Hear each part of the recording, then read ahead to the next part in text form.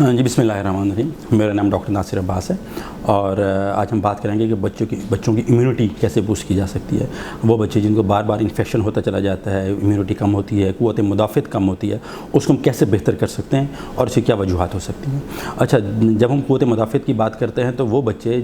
जो माँ के दूध के ऊपर होते हैं उनमें तो बहुत ज़्यादा डिपेंडेंट ये है कि माँ की अपनी इम्यूनिटी कैसी है, माँ की अपनी खुराक कैसी है, वो किस किस्म की खुराक ले रही है और बच्चे में पैदाइशी तौर पे किसी किस्म का खुदा न खास्ता कोई नुस्ख़ा तो नहीं है। तो इसलिए देखना चाहिए कि एक बच्चे को एक माह में कितनी दफ़ा इन्फेक्शन हो जाता है या 6 माह में कितनी दफ़ा इन्फेक्शन होता है। वो बच्चे जिनको बार बार इन्फेक्शन हो रहा हो और इस हद तक इन्फेक्शन हो रहा हो कि उनको बार बार एंटीबायोटिक्स की ज़रूरत पड़ रही हो, इसका मतलब ये है कि उस बच्चे में क़ुव्वत मुदाफ़त की कमी है और क़ुव्वत मुदाफ़त की कमी है तो हमें फिर उसका इलाज करना चाहिए। क़ुव्वत मुदाफ़त की मोस्ट कॉमन रीज़न जो होती है अमूमन वो दोबारा वही आयरन की कमी होती है। वो बच्चे जिनमें खून की कमी होती है, आयरन की कमी होती है, उनकी क़ुव्वत मुदाफ़त कम होती है और उस वजह से वो बार बार इन्फेक्शन का शिकार होते चले जा रहे होते हैं। इसलिए जब भी आपके बच्चे को बार बार इन्फेक्शन हो रहा हो तो आप देखिए कहीं आपके बच्चे में खून की या आयरन की कमी तो नहीं है।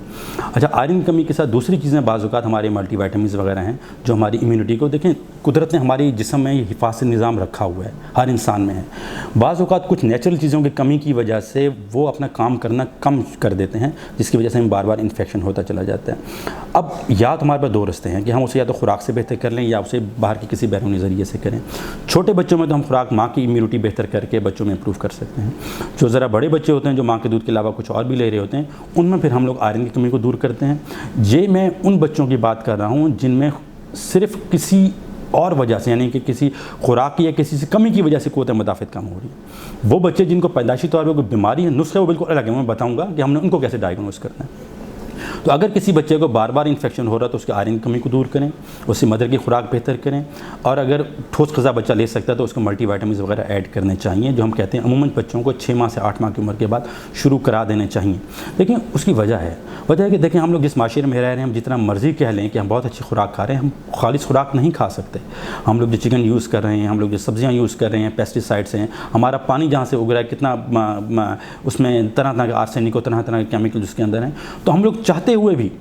क्योंकि हमारे पास जब बच्चे आते हैं पेरेंट्स कहते हैं डॉक्टर साहब हम बहुत अच्छा खिला रहे हैं, हम तो ये चीज़ भी दे रहे हैं, हम तो ये चीज़ भी दे रहे हैं, हम सब कुछ बहुत खालिश दे रहे हैं और हम तो घर के अंडे भी खाते हैं। ये तो वजह ये तो इसके बावजूद भी क़ुव्वत मुदाफ़त कम होती है क्योंकि इस खुराक में भी, जिसमें हमारा आपका कसूर नहीं है, उस अच्छी खुराक होने के बावजूद भी हमारी इम्यूनिटी बूस्ट नहीं करती क्योंकि खुराक के अंदर भी उन चीज़ों की कमी मौजूद है। तो मजबूरन हम इन बच्चों को मल्टीविटामिन्स और आयरन रिप्लेस करना पड़ता है आफ्टर 6 मंथ 8 मंथ के बाद, अगर उस बच्चे के बार बार इन्फेक्शन ठीक नहीं हो रहे। अच्छा, अगर इम्यूनिटी को ये मल्टीविटामिन्स और आयरन वगैरह देने के बावजूद भी किसी बच्चे को बार बार इन्फेक्शन हो रहा है, जो मैक्सिमम 2-3% होंगे, इससे ज़्यादा नहीं होंगे, तो उसमें फिर हमें इम्यूनोडेफिशिएंसी के लिए वर्कअप कराना चाहिए, देखने के लिए कि कहीं पैदाइशी तौर पर हमारे अंदर कोई क़ुव्वत मुदाफ़त में कमी तो नहीं है कि हम सब कुछ नॉर्मल करने के बावजूद वो सेल्स फिर भी काम नहीं कर सक रहे। तो जहन में रखिए कि तकरीबन कोई 100 के करीब कुदरत ने निज़ाम रखे हैं हमारे अंदर जो हमें इन्फेक्शन से बचा रहे हैं, शायद उससे भी ज़्यादा इन्फेक्शन, उनमें से किसी एक में भी कोई डिफेक्ट आ जाए तो हमारी क़ुव्वत मुदाफ़त कम हो जाती है और हमें इन्फेक्शन होना शुरू हो जाता है। इसलिए अगर किसी बच्चे को बार बार इन्फेक्शन हो रहा है और किसी एक ही जगह का हो रहा है, मसलन अगर नाक कान गले का हो रहा है तो नाक कान गले का बार बार हुआ चला जा रहा है, या छाती ख़राब हो रही तो बार बार छाती ख़राब हुई चली जा रही है, या एक ही तरह का इन्फेक्शन बार बार होता चला जा रहा है, तो ज़रूर हमें उस बच्चे का वर्कअप कराना चाहिए और देखना चाहिए कि बच्चे में क़ुव्वत मुदाफ़त कम है कि नहीं है। एक और चीज़ जो स्पेशली बच्चियों में होती है, वो बच्चियां जिनको बार बार बुखार हुआ चला जा रहा हो, बार बार बुखार हुआ चला जा रहा हो, तो बाज़ औक़ात उनमें यूरिन का इन्फेक्शन बार बार हो रहा है, स्पेशली बच्चियों। अगर किसी बच्चियों में 1 साल में 3 से 4 मरतबा यूरिन इन्फेक्शन हो जाए या बच्चों में 2 मरतबा यूरिन का इन्फेक्शन हो जाए तो ज़रूर हमें टेस्ट करा के देखना चाहिए कि कहीं उनमें यूरिनरी ट्रैक में कोई मसला तो नहीं है कि बच्चे को बार बार इन्फेक्शन हो चला जा रहा है। इसको अगर आपने वक्त पे पकड़ लिया तो आपका इलाज हो जाएगा। खुदा ना खास्ता किडनीज़ के इशू को या जो हमारा रीनल सिस्टम है, जो हमारा यूरिन का निज़ाम है, उसके इन्फेक्शन को हमने कंट्रोल ना किया और बार बार होता चला गया तो बाज़ औक़ात बच्चों के गुर्दे भी ख़राब हो जाते हैं, इस हद तक नुकसान हो जाता है। तो इसलिए अगर किसी बच्चे को बार बार इन्फेक्शन हो रहा हो,